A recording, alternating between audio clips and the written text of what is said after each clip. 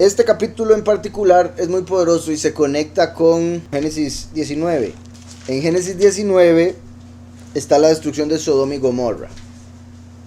Entonces vamos a ir, voy a tratar de no tener que leer ambos, pero voy a ir tratando de mostrar todas las conexiones posibles, porque es demasiado sorprendente las conexiones que hay. Este es uno de los capítulos que muestra que Israel en sentido espiritual es Sodoma. Como dice Apocalipsis 11, que a los dos testigos los matan en el lugar que en sentido espiritual es Sodoma y Egipto. Este es uno de los capítulos que muestra que Israel se convirtió en un Sodoma espiritual. Porque en Génesis 17 pasa una historia sorprendente en la destrucción de Sodoma y Gomorra. Yahushua dijo, la venida del Hijo del Hombre sería como los días de Noah y los días de Lot, que salieron y cayó fuego. Cuando Lot salió de Sodoma, cayó fuego y destruyó las ciudades. Entonces, como decía, en Sodoma y Gomorra en Génesis sucede una historia muy sorprendente, y siglos después en Israel sucede una historia casi que idéntica, mostrando que se llegaron a convertir en algo muy similar a lo que es Sodoma, lo que era Sodoma. Y al ser esto que estamos por leer muy después de lo de Sodoma y parecerse tanto, representa el tiempo nuestro, el fin de los tiempos. Cuando Yahushua dijo la venida del Hijo del Hombre sería como los días de Lot, los tiempos de Sodoma. Al parecerse esto tanto a Sodoma, representa entonces nuestro tiempo, la venida del Hijo del Hombre. ¿Está claro?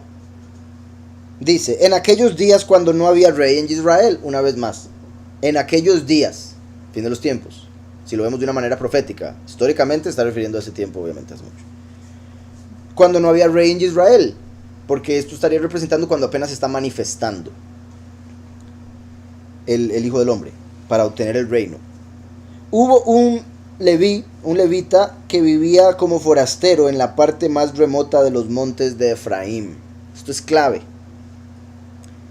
Recuerdan que uno de los 13 nombres de Moshe es Leví, igual que la tribu. Como en Malaquías, que Yahweh menciona a Leví, los hijos de Leví, y se puede interpretar como los 144,000 que vienen del testigo como Moshe, además de los levitas, obviamente. En este verso, vamos a ver, dice, y aconteció en los días esos o aquellos que y rey no había en Israel, que había un hombre Leví, extranjero, los montes de Efraín. Como dije ahora, el testigo como Moshe es descendiente de Efraín. El último viene de Efraín, y es el testigo como Moshe, que también era llamado Leví. Entonces el testigo como Leví viene descendiente de Efraín. Aquí vemos un Leví en Efraín. Entonces este Leví en Efraín representa al testigo como Moshe, descendiente de Efraín, en el fin de los tiempos, cuando Israel está como Sodoma. En aquellos días cuando no había rey en Israel, hubo un Leví que vivía como forastero, vivía como extranjero, lo que leí ahora, como forastero. La palabra es ger, como un ger, de Gershon, el hijo de Moshe, haciendo alusión una vez más a alguien de Moshe. Testigo como Moshe, pero ahora descendiente de Efraín, y anda como extranjero en el mundo, porque viene como un gentil, como ladrón en la noche. No sale de Israel, sale de las naciones. Entonces si va a Israel es un extranjero. Y en los montes de Efraín, que representan los muchos que están esparcidos por los 4 ángulos de la tierra, o sea, entre las naciones. Por eso como un ger. En aquellos días cuando no había rey en Israel, hubo un Leví que vivía como forastero, extranjero, en la parte más remota de los montes de Efraín, o sea, de donde fue echado Efraín, en los 4 ángulos de la tierra, en lo más remoto, o sea, lo más lejos que se pudiese, por decirlo así de una manera tampoco tan exagerada, porque si no sería ya en el muro de hielo, ¿verdad? Si no, me refiero, siendo Israel el oriente, pues el otro extremo es el occidente. Entonces está diciendo en los extremos, súper lejos, como un extranjero, Leví, Moshe, Ger, otra vez conectado con Moshe, Efraín, su ascendencia en sí, de dónde viene el último. En la parte más remota de los montes de Efraín, había tomado para sí como concubina a una mujer de Betlehem de Yahudá. Como una concubina. Esta mujer va a representar a los muchos, por eso es concubina. Exacto. No tiene el nivel de esposa, es concubina, por ende representa a los muchos. y es la que se menciona de primero, ¿verdad? Porque en el sentido de que los muchos están con la apostasía hace 2000 años, ahora vienen los 144.000 en el fin, y lo digo por lo que vamos a ver más adelante. Había tomado para sí como concubina, y dice aquí un comentario, a la mujer del levita se le llama concubina, término que para nosotros es equívoco, porque sugiere la idea de una unión ilegal. En realidad se trataba de una esposa de rango inferior, autorizada por las costumbres de la época. Había tomado para sí como concubina a una mujer de Betlehem de Yahudá, Betlehem, donde nació Yahushua, quien vino por la congregación. Él dijo, esta es mi sangre del nuevo pacto que es derramada por los muchos. Y ahora aparece ella de Betlehem, como si fueran los muchos, por los que derramó la sangre del cordero que nació ahí. En Betlehem nacían los corderos que eran sacrificados en Pesach. Por eso nació ahí Yahushua. Betlehem de Yahudá. Pero su concubina le fue infiel. Los muchos, la apostasía, la gran ramera. Pero su concubina le fue infiel. Aquí ponen otro comentario que dice, le fue infiel. Según la versión griega, se enojó con él. Ok, poco diferente, pero para los judíos sí es lo mismo. Se enojó, infiel, hay que divorciarse. Bueno, es que aquí dice, le fue infiel, lo abandonó y se fue a casa de su padre. Entonces ahí no pone que le fue infiel, nada más pasa que lo abandonó. Dice el 2 aquí, Betisne. En hebreo dice le fue infiel. La palabra que utilizan aquí es se prostituyó, se adulteró, sí, similar. O sea, actuó como una prostituta. Como Yahweh en algunos casos le habla al pueblo, porque así se comportó al seguir a los ídolos. Como en Oseas, que le dijo, vaya y cásese con una prostituta, para que entienda lo que siento yo. El pueblo. Entonces, dice, adulteró, infiel, prostituta. Ahora, todo eso, ahí dicen, se enojó, ¿verdad? Lo abandonó. El punto que me parece particular que aparezca esa palabra, y por eso me parece la correcta, porque está utilizando un término que se utiliza para la gran ramera. O sea, era la que escogió para ser esposa de un nivel inferior, los muchos, pero se volvió la gran ramera, se prostituyó con los ídolos. Pero su concubina se prostituyó, le fue infiel, adulteró, lo abandonó, que esto también es particular, ¿verdad? Ella fue la que lo abandonó. No fue como que él dijo, váyase por adúltera de aquí. No, ella fue la que adulteró y ella fue la que se fue. Como la congregación le es infiel con el falso, la falsa doctrina, y con el tiempo lo abandona la verdad. Y se fue a casa de su padre. O sea, dejaron a Yahweh para irse con el que estaban antes, el de la carne, el falso, en Betlehem de Yahudá. Y estuvo allá durante 4 meses. ¿Se acuerdan? Bueno, 4 meses que se conecta, ¿verdad? Como cuando, bueno, las 4 letras del nombre de Yahweh, los 4 niveles de creación, los 4 niveles de interpretación, los 4 ángulos de la tierra donde está esparcido el pueblo de los muchos.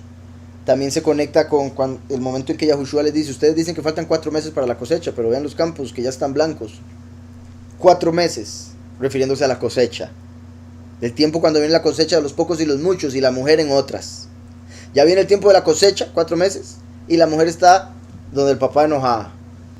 Y también como el pueblo falso se enoja con Yahweh. Por no entender el plan de Yahweh, la voluntad de Yahweh, y no aceptar la voluntad, se enoja. 4 meses, ¿verdad? 30 es un mes. Entonces 30 por 4, 120. Como el jubileo 120. El fin de los tiempos. Cuando Yahweh le dijo a Noah que habrían 120 años para el hombre, refiriéndose a que habrían 120 años hasta el diluvio, refiriéndose a que después del diluvio la gente viviría 120 años, y refiriéndose a que habrían 120 jubileos desde Adán hasta el fin. Entonces 120. Buen punto. Como refiriéndose una vez más a la cosecha, pero por otro lado. Entonces dice, se levantó su marido y fue tras ella para hablarle amorosamente y hacerla volver. Llevaba consigo un criado y un par de asnos.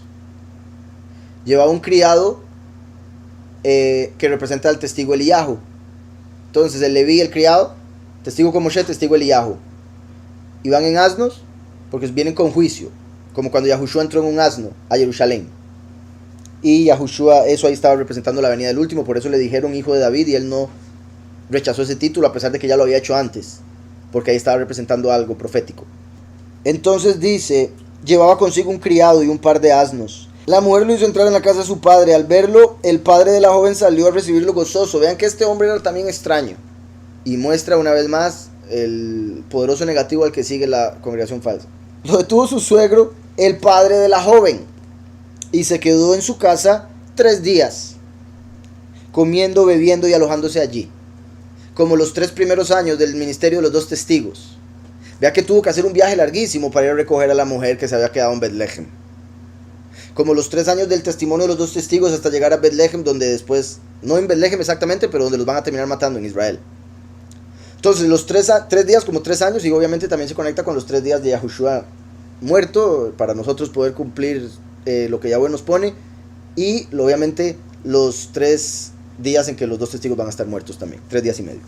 Se quedó en su casa 3 días, comiendo, bebiendo y alojándose allí. Como dice la escritura, que en los de la venida del Hijo del Hombre será como los días de Noé. Comían, bebían y se daban en casamiento. Comiendo, bebiendo y tratando de llevarse a la mujer. Que también, obviamente, como acabo de decir, el hecho de que fue un viaje largo para ir a traer a la mujer a su casa de vuelta, porque se había revelado y se había ido como la oveja perdida, representa como el testigo como Moshe viniendo a la tierra con el testigo Eliyahu para recoger a la mujer y llevarla al lugar que debería estar, como se suponía, el plan de Yahweh. Ese era el plan de Yahweh, el plan de la mujer es otro, ese es el punto. Y se quedó en su casa 3 días, comiendo, bebiendo y alojándose allí. Al 4.º día, que el 4.º día ya vendría siendo en lo que decía de años, cuando se va a acabar el ministerio, y también cuando resucitan los 2 testigos, porque es después de 3 días y medio. Cuando se levantaron de mañana, se levantó también el levita para irse. Esto es lo que les decía. Pero el padre de la joven dijo a su yerno: conforta tu corazón con un bocado de pan y después os iréis. Empieza a actuar similar a como actuaban otros en Sodoma, que para poder robarle a la persona le decían: quédate un ratito, quédate, y le sacaban algo de noche y cosas así. Le decían: quédate, ahorita te vas. Ya cuando, ay, no, es muy tarde, no te puedo decir. Entonces de alguna manera querían hacer que la persona perdiera tiempo con ellos, se mantuviera en ese lugar, quién sabe qué sacaban de. Entonces aquí empieza con eso este hombre. Ya llevaba 4 días ahí, que por decirlo así era suficiente para que se volviera. Dice: pero el padre de la joven dijo a su yerno: conforta tu corazón con un bocado de lejem y después os iréis. También, por si algo, el 4.º día se podría conectar con el 4.º milenio, cuando vino Yahushua a cumplir su misión, y después faltan otros 2 milenios para que venga el último. Así. Dice: se sentaron ellos 2 juntos, comieron y bebieron. El padre de la joven pidió al hombre: te ruego que pases aquí la noche y de seguro se alegrará tu corazón. Se levantó el hombre para irse, pero insistió su suegro y volvió a pasar la noche allí. Al 5.º día, levantándose de mañana para irse, le dijo el padre de la joven: conforta ahora tu corazón y aguarda hasta que decline el día. Y ambos comieron juntos.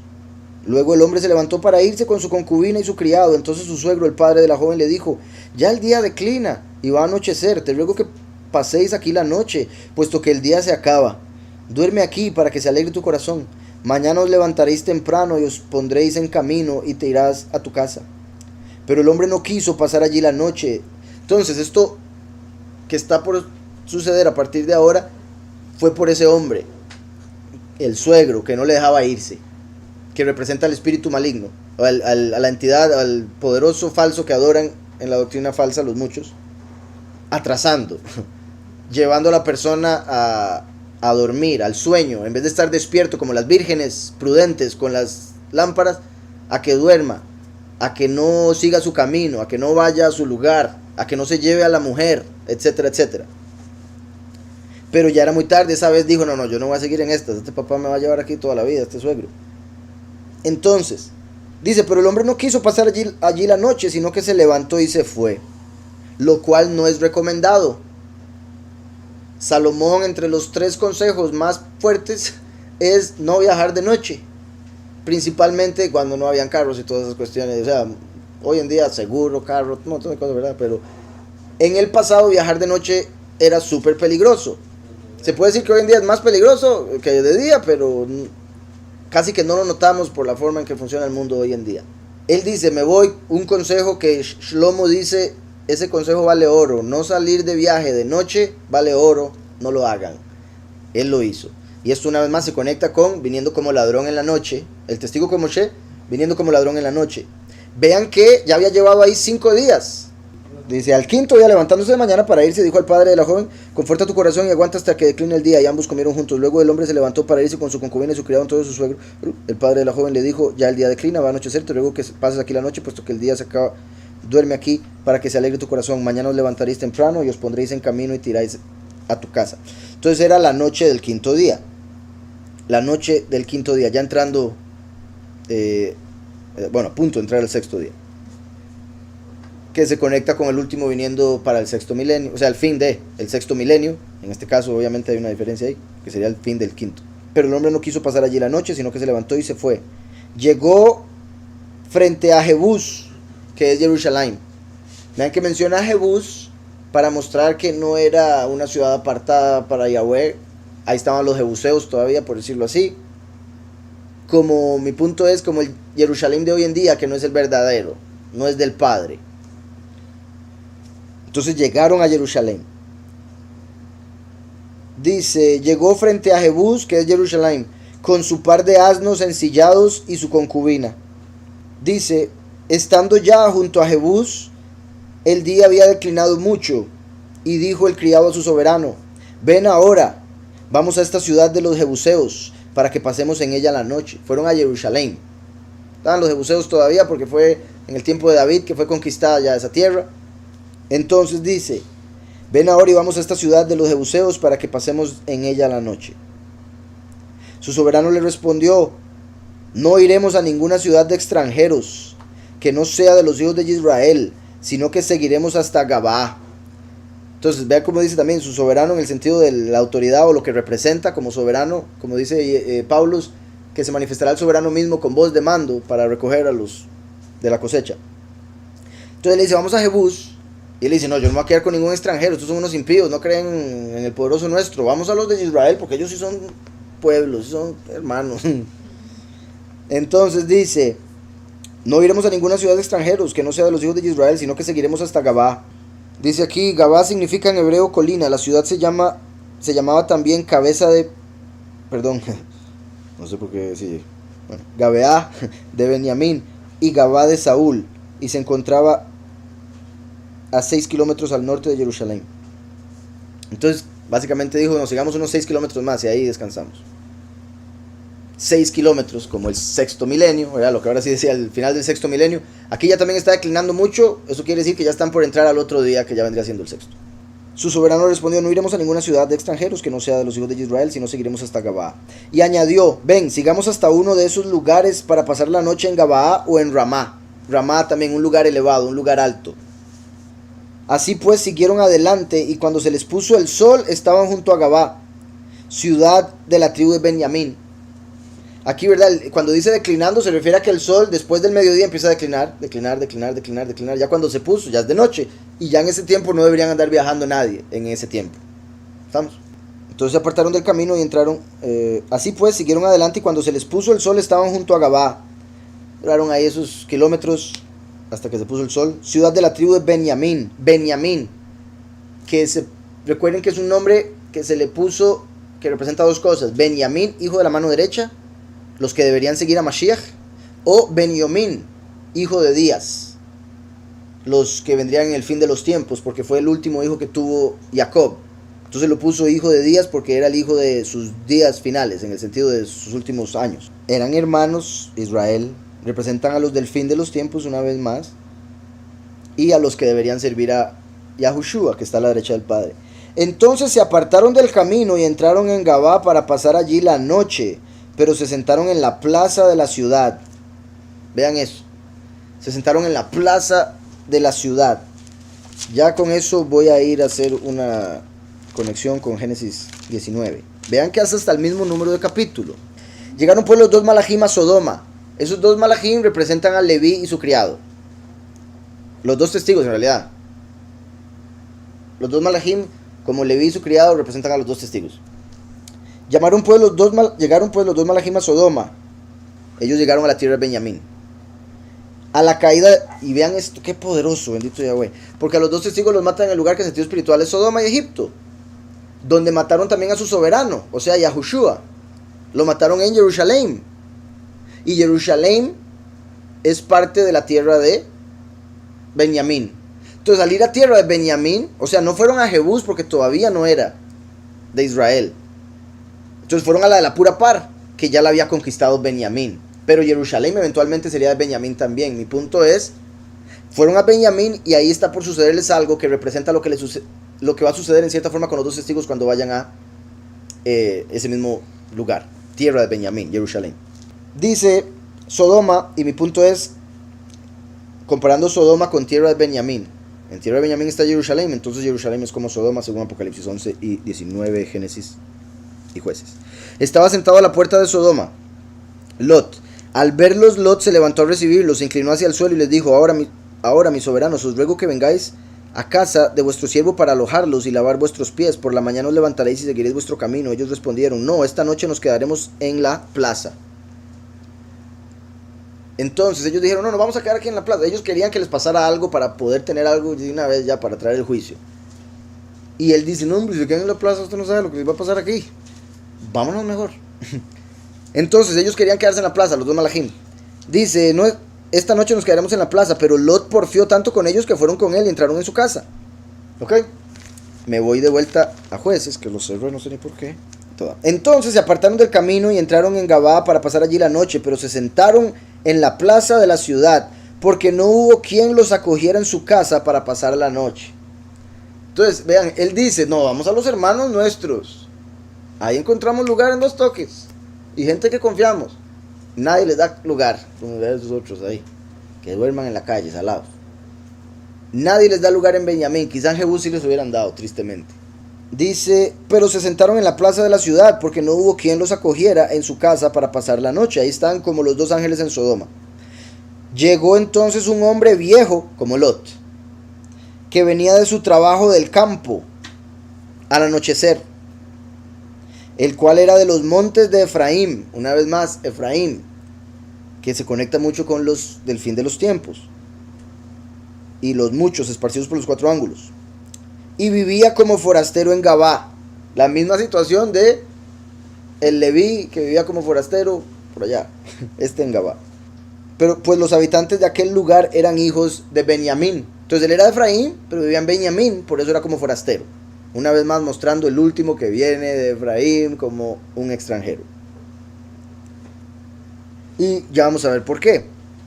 Porque así como este hombre viejo se puede ver como Yahweh, que les está mandando a alguien que los ayuda, o sea, ayuda, representando al anciano de días, en el fin de los tiempos haciendo algo por su pueblo. También, como dijo, por lo de Efraín se conecta con el último, que es el Leví, ¿verdad? El levito.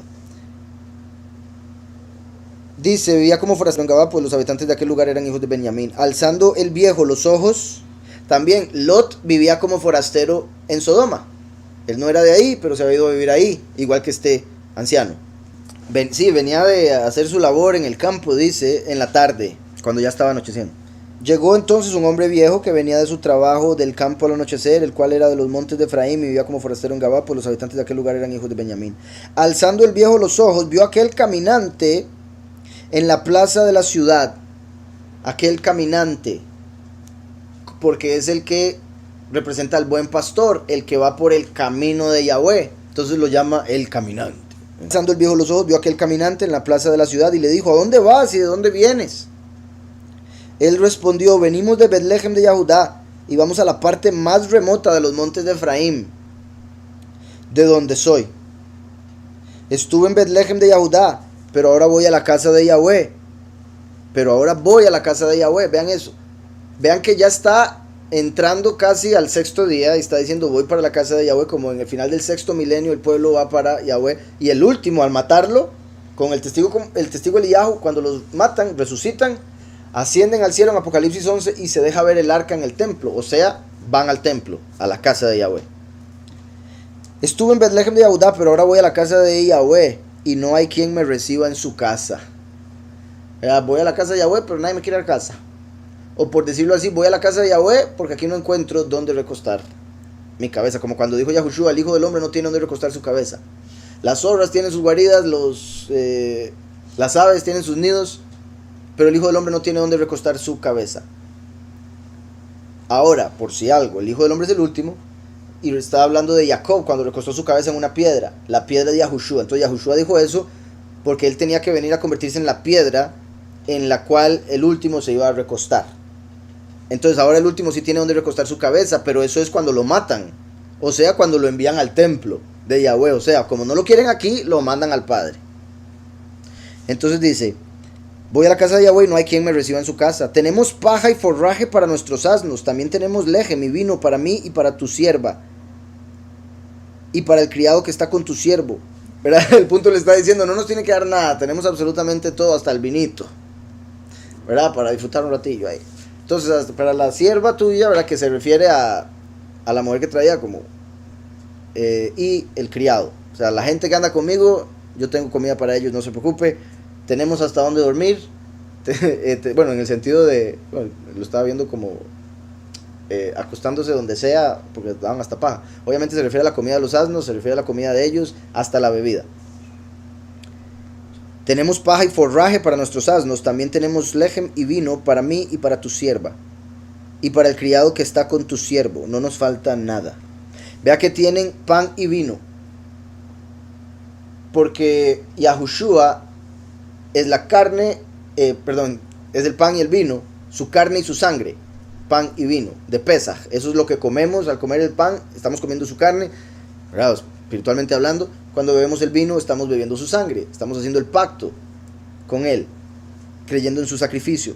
Entonces ellos, al decir que tienen pan y vino, está diciendo: tenemos el sacrificio de Mashiach, creemos en Mashiach, somos de Yahushua, de Yahweh Yahushua.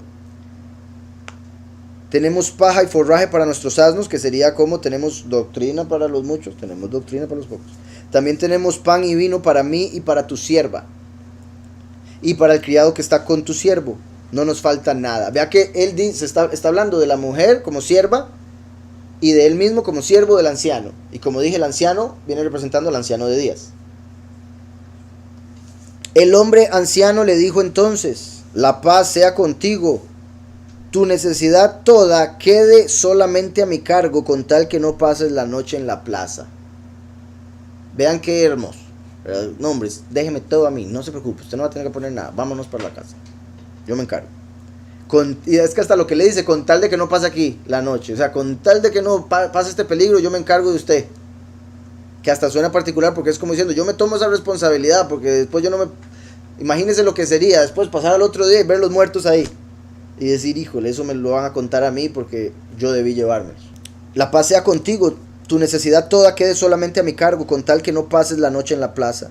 Los trajo a su casa y dio de comer a sus asnos, se lavaron los pies y comieron y bebieron. Como cuando los ángeles llegaron donde Abraham, también se lavaron los pies. Bueno, también, ¿verdad? Obviamente en este caso llevaron a donde Lot, sería la representación. Cuando llegaron a donde Lot, los trajo a su casa y les dio de comer a sus asnos, se lavaron los pies y comieron y bebieron.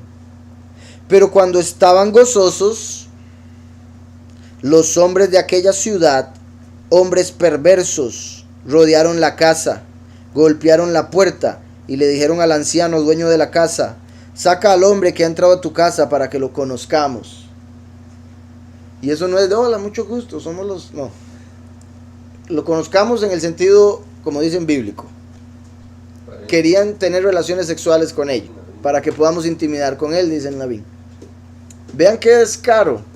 Y actuando igual que en Sodoma y que hoy en día. Y vean cómo ese pecado de la homosexualidad llega al punto del desenfreno sexual, de que no, o sea, con todo lo que puedan, cuando puedan, en todo momento, si es posible.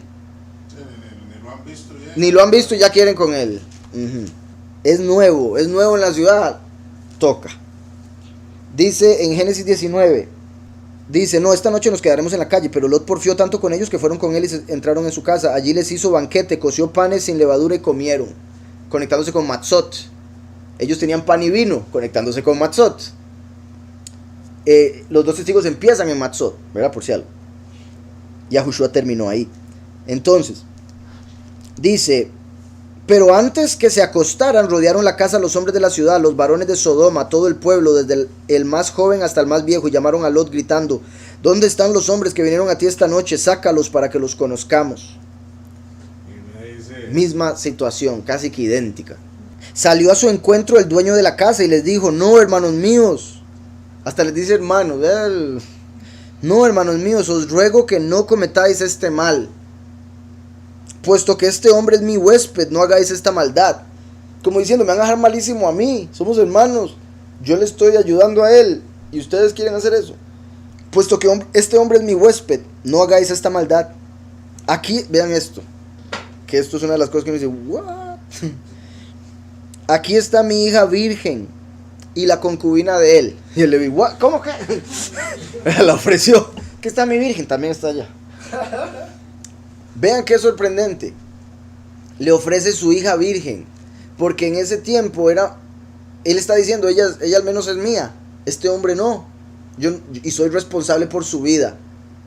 Entonces, si toman a mi hija, primero que todo, no van a estar cometiendo un acto homosexual. Y segundo, es algo mío. Es algo que me va a doler a mí. Y obviamente a ella también, ¿verdad? Obviamente, que la mujer no diga, ¿cómo que? Que eso es lo sorprendente. Y también, ¿verdad? Sabemos lo que es un hijo para un padre. Entonces esto es como, ¿qué está pasando aquí? Y ya vamos a ver el aspecto espiritual. Entonces, él dice, mi hija es virgen, si quieres se las entrego, y está también la concubina de él. Yo no me gustaría ver ese momento, a ver si el levita está pasando. Acabo de traerle, ya la va a entregar. Entonces, igual en lo de Lot. Dice, entonces Lot salió a ellos a la puerta, cerró la puerta tras sí y dijo, os ruego, hermanos míos, que no hagáis tal maldad. Mirad, yo tengo 2 hijas que no han conocido varón. En este caso eran 2 hijas vírgenes de Lot. Y vean qué particular, él estaba dispuesto a entregarlas en ese momento para evitar que tocaran a los ángeles de Yahweh, que no sabía que eran ángeles.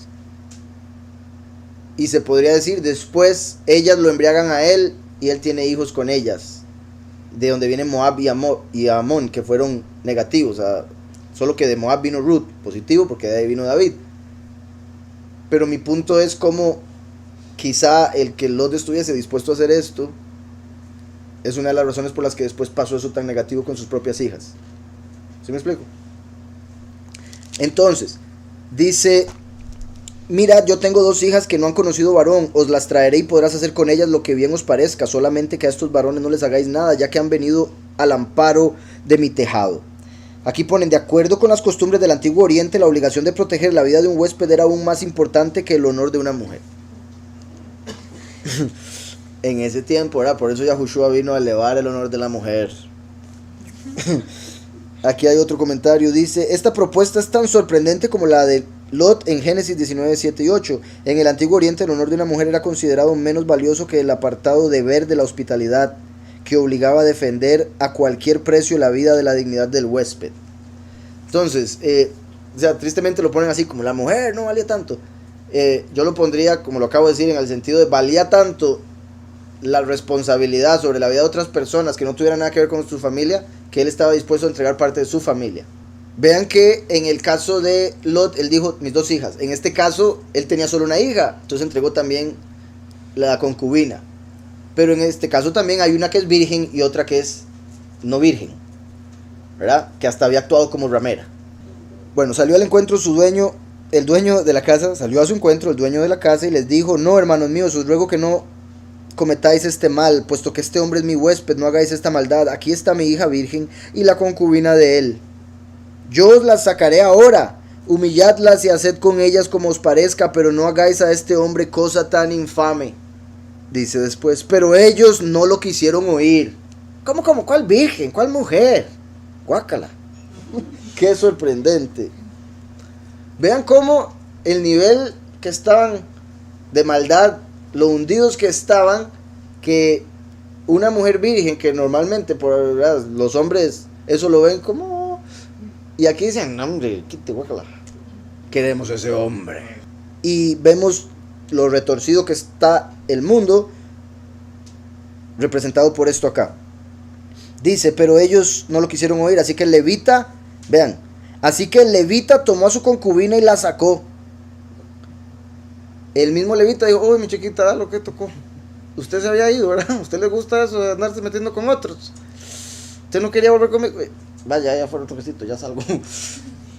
Y bueno, lo digo así porque es demasiado cruda toda la historia.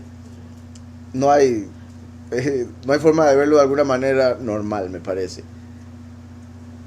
Solo en la espiritual, que es la que estamos viendo. Entonces, aquí mi punto es, vean que el levita dijo, no saque a su virgen. No saque a su virgen. Yo saco a mi concubina. No se lo dijo, ¿verdad? Pero vemos que sucedió, porque no saca a la virgen. Como si estuviese diciendo, usted nos está dando lugar. No podemos hacerle eso, no podemos permitir eso. Por otro lado, en cierta forma, y sé que es muy crudo, y no necesariamente sería midá keneged midá, medida por medida, porque no sabemos qué hizo ella específicamente, necesariamente, pero sí es como, por las acciones de ella, llegó a este punto. Por ella rebelarse, ser como una prostituta, enojarse tras de eso, y abandonar a su marido, ahora le está pasando esto. Viene siendo como, repito, midá keneged midá, y por eso es el mismo levita como juez en un asno que dice, este es su castigo. No, él no lo planeó, ¿verdad? Que quede claro. Quizá lo vio como algo natural en el sentido de midá keneged midá, lo que tocaba. Por eso estaba pasando esto. Entonces dice, sí, bueno, nada más dice que lo sacaran a él. Sí, porque el criado, al ser siervo, entonces, por decirlo así, no está mencionado tanto en la historia como los dos ángeles, sí, en la de Lot. Ahora, no es de extrañarse que quisieran con ambos, pero aquí está diciendo solo con el hombre principal. Pero ellos no lo quisieron oír, así que el levita tomó a su concubina y la sacó. Esta representa a los muchos. Vean que lo que le querían hacer en este caso, Leví, que es como el último, o lo que le hicieron a Mashiach hace 2000 años, en el sentido de que lo mataron, lo golpearon y lo colgaron, ahora le toca sufrir a los muchos, por haberlo rechazado a pesar de lo que él hizo, por haber dicho creer en él pero no haberle servido, etc. Aquellos hombres entraron a ella, abusaron de ella toda la noche hasta la mañana, y la dejaron cuando apuntaba el alba. Entonces aquí ya estamos entrando al sexto día, ¿verdad? Todo esto sucedió en esa noche del quinto al sexto, cuando llegaron a ese lugar. Toda la noche, que también esto estaría confirmando que el día empieza al amanecer. Aquellos hombres entraron a ella, abusaron de ella toda la noche hasta la mañana y la dejaron cuando apuntaba el alba. También eso, ¿verdad? Es como ya empieza a salir la luz y los pecadores, como si fueran cucarachas. Vámonos de aquí, déjenla ahí tirada. Dice, cuando ya amanecía, vino la mujer y cayó delante de la puerta de la casa de aquel hombre donde su soberano estaba, hasta que fue de día. ¿Verdad? Que es otro punto. Había estado tomando, estaban gozosos por el vino. Y cuando la persona está muy gozosa por el vino, toma decisiones sin juicio, sin un juicio correcto. Y esto es una de las posibilidades por las que le hubiese dicho, no, tómenla a ella. Y por si algo, ¿verdad? Para los que tal vez les moleste los chistes. Recuerden que la comedia es tiempo más tragedia, igual comedia. Y por eso mucha gente que a veces hace un chiste y ve que la gente no se ríe y dice, muy pronto, todavía no se puede decir esto, todavía no produce risa porque todavía hay mucho dolor. Entonces yo entiendo que esto fue demasiado doloroso, que esto no se debería repetir nunca en la vida, menos en Israel. Pero al ser algo tan apartado en tiempo de nosotros y tan lejos de lo que a nosotros nos cabería, es que cabe, o sea, y lo loco que es también esta situación es que hace que salgan esas risas, por si algo. Dice, cuando ya amanecía vino la mujer y cayó delante de la puerta de la casa de aquel hombre, como las 5 vírgenes insensatas que van a la puerta cuando se cierra para las bodas y dicen, déjenos entrar, nosotros hicimos esto en tu nombre. Y va a salir el Leví, va a salir el soberano y les va a decir, yo nunca os conocí, alejaos de mí, hacedores de mal. Entonces dice, cuando ya amanecía vino la mujer y cayó delante de la puerta de la casa de aquel hombre donde su soberano estaba hasta que fue de día. Se levantó por la mañana su soberano, abrió las puertas de la casa y salió para seguir su camino.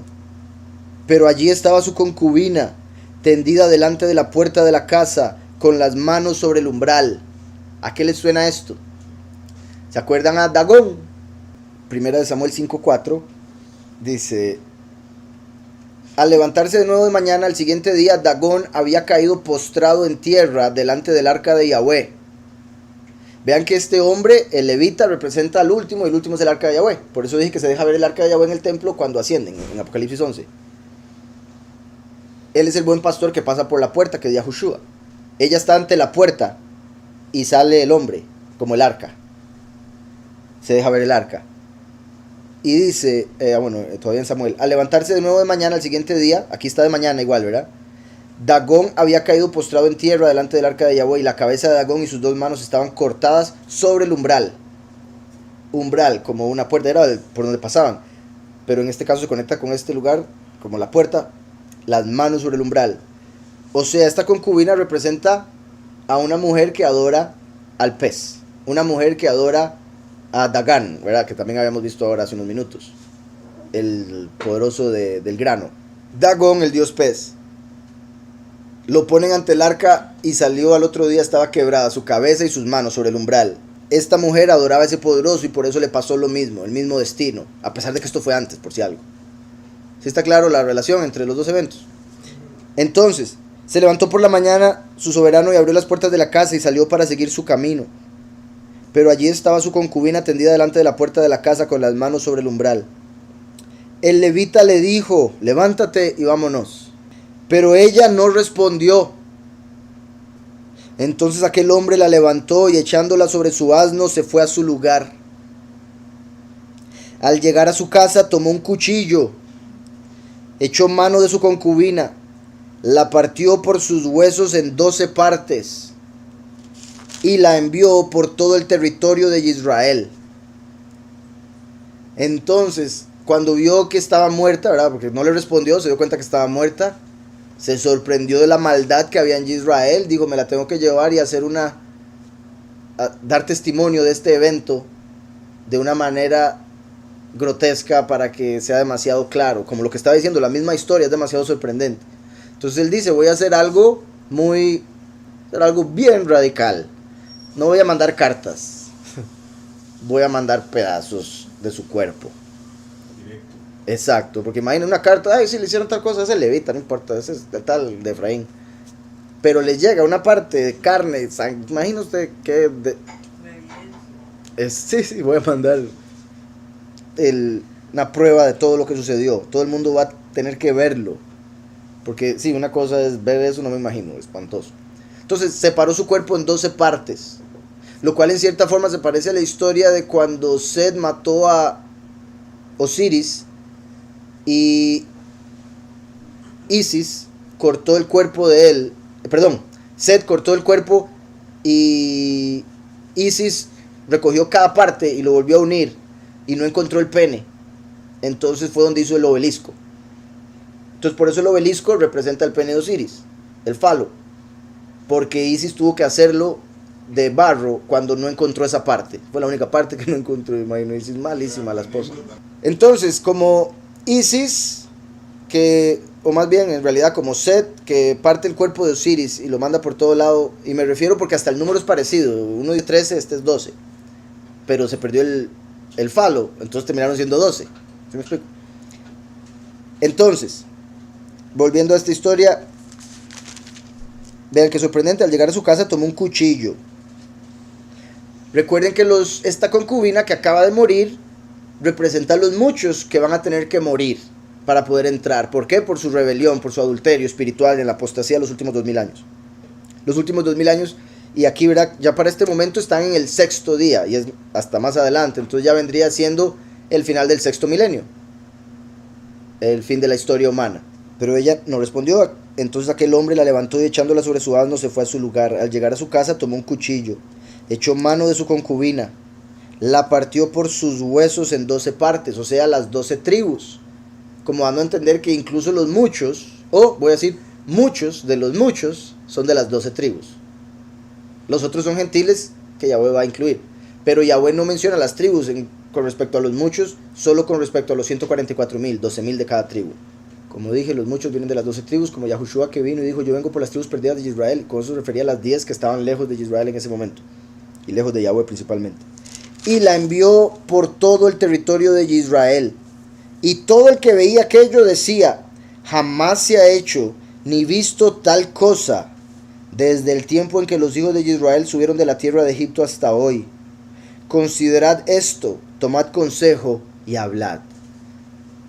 Entonces ahí se llegó como ya a un clímax de la maldad en Israel. Y dijeron, nunca había sucedido tal cosa desde que salimos de Egipto. ¿Cómo es esto posible? Hablemos porque necesitamos arreglar esto. Hacer juicio, algo. Ahí termina ese capítulo. Tiene el cierre en los 2 capítulos que siguen. En sí, la historia se podría decir que en el capítulo 20, bueno, sí, en realidad los 2 capítulos que siguen, y acabamos con jueces, gente, yo creo que ya la próxima semana. Entonces, pudieron ver al menos lo claro que es esta historia con Génesis 19, cómo se conecta con Sodoma y Gomorra. Y por ende, cómo esto representa el fin de los tiempos, cuando venía el Hijo del Hombre, como los días de Lot. Curioso porque sí, o sea, no vuelve a mencionar al siervo y no vuelve a mencionar su asno. Y eso quiere decir que pudieron pasar varias cosas con él, pero no las menciona porque esas cosas desviarían la interpretación espiritual o profética. El papá dijo, yo se las doy, pero el levita no la dio. No se menciona nada de la virgen que la hayan tomado. Eso muestra que los 144,000 que son la virgen de Israel, Apocalipsis 12, se salvan de la gran tribulación, de que los maten. Sí tienen el momento de la prueba, la huida, pero no son muertos como la concubina.